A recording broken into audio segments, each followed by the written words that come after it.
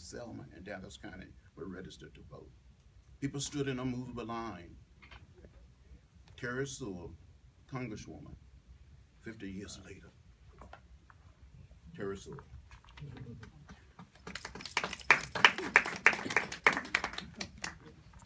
Today I stand with my colleagues to demand that Congress act to restore the Voting Rights Act of 1965. We must not allow ourselves to be distracted by all this talk about the Confederate flag and symbols and statutes.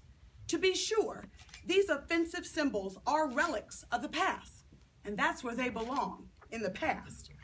But to truly change the hearts and minds of people, we must, and we must do it now, have policies and laws that change behavior. So today we declare that restoring the Voting Rights Act is the tangible, substantive way that we in Congress can level the playing field and ensure that all Americans have access to the ballot box. It is a unique and positive action that only Congress can do.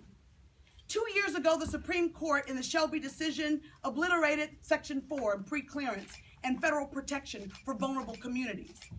The Supreme Court issued us here in Congress a challenge. They said that they needed a modern day formula in order to be able to have federal protection. They didn't say that federal protection wasn't needed. They said that they needed a modern day formula. Well, Congress can and must answer that challenge. The fate of our democracy depends on its citizens having the unfettered, unrestricted right to vote.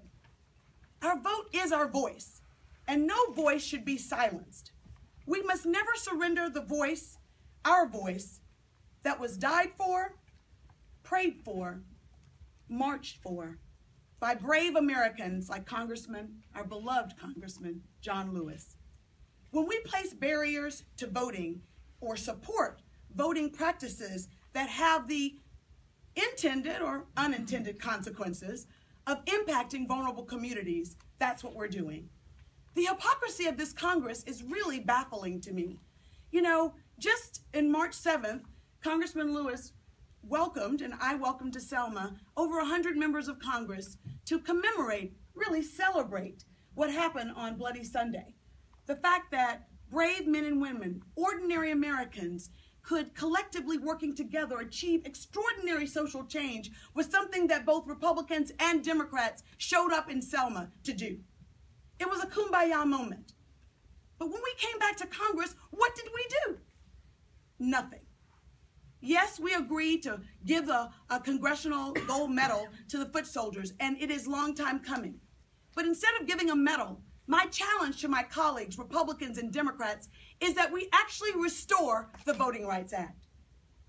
I, along with Senator Leahy and Congresswoman Sanchez and Chu, dropped a bill on June 25th of this year, the second anniversary of the Shelby decision.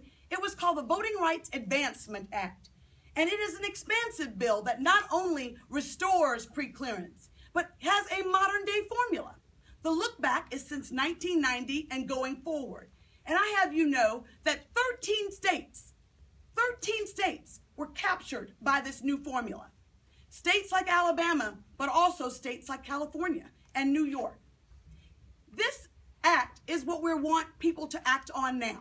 It's expansive. It includes Native Americans and Alaskan Americans as well. It includes making sure that the ballots are done in multiple languages so that all Americans have a right to vote.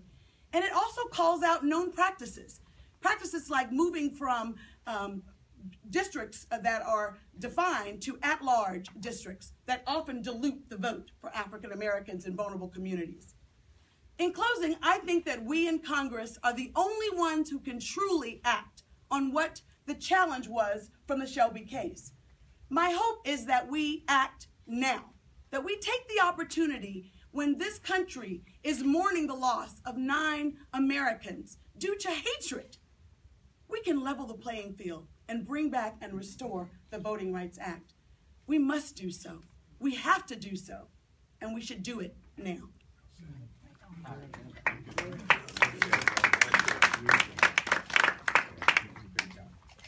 The photograph that you see here is a manifestation of the challenge people have. The beautiful part of it is people